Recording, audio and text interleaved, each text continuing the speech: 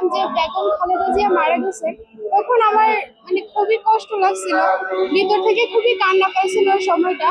যে এত কষ্টের পর বিজয়ের কথা না জানার আগে উনি এ দেশ ত্যাগ করেছেন, মানে পৃথিবী ত্যাগ করে আমাদের সবাইকে ছেড়ে মৃত্যুবরণ করেছেন, যেটা আমাদের জন্য খুবই দুঃখজনক ছিল। মানসিকভাবে খুবই খারাপ লেগেছিল। আমাদের দেশের জন্য বেগম খালেদা জিয়া অনেক কষ্ট করেছিল। আহ, তাকে অনেক অত্যাচার করা হয়েছিল, কারাদণ্ডে রাখা হয়েছিল, কিন্তু তিনি এই দেশ ছেড়ে চলে যাননি।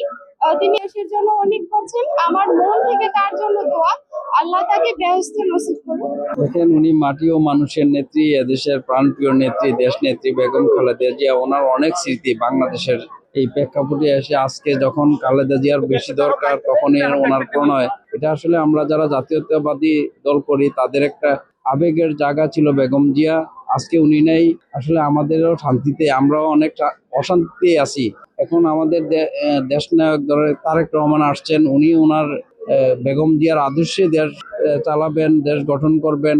আমরা ওই চিন্তা ভাবনাই করি। আমরা আশা করি যে বেগম জিয়ার সমস্ত ভালো কাজগুলি যেন চালিয়ে নেয়, এবং উনি এই দেশের সর্বোপরি সবার কাছে উনি অনেক স্বজন ব্যক্তি। আপনারা জানেন যে 30শে ডিসেম্বর বাংলাদেশের আপসহীন দেশনেত্রী, মা মাটি মানুষের নেত্রী, বিএনপি চেয়ারপারসন বেগম খালেদা জিয়া ইন্তেকাল করেছেন।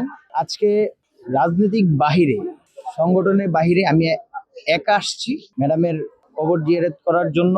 আপনারা জানেন দেশনেত্রী বেগম খালেদা জিয়া একটা আবেগের জায়গা। বাংলাদেশের প্রশ্নে ম্যাডাম খালেদা জিয়া সবসময় আপসহীন ছিলেন।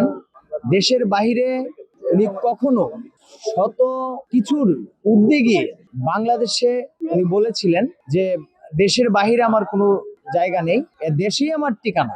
আমাদের দেশনেত্রী বেগম খালেদা জিয়াকে স্বৈরাচারী শেখ হাসিনা সরকার এত কষ্ট দিছে, তারপরেও উনি দেশ ছেড়ে যায় নাই।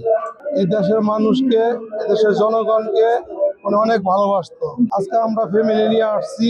আমাদের নেত্রী, আপসের নেত্রী, ওনাদের জন্য, ওনার জিয়া রহমান এবং নেত্রীর জন্য আপনারা সবাই দোয়া করবেন। আপনারা দেখছেন যে ওনার জানাজায় মানুষ প্রমাণ করে দিছে যে উনি কত ভালো লোক ছিল।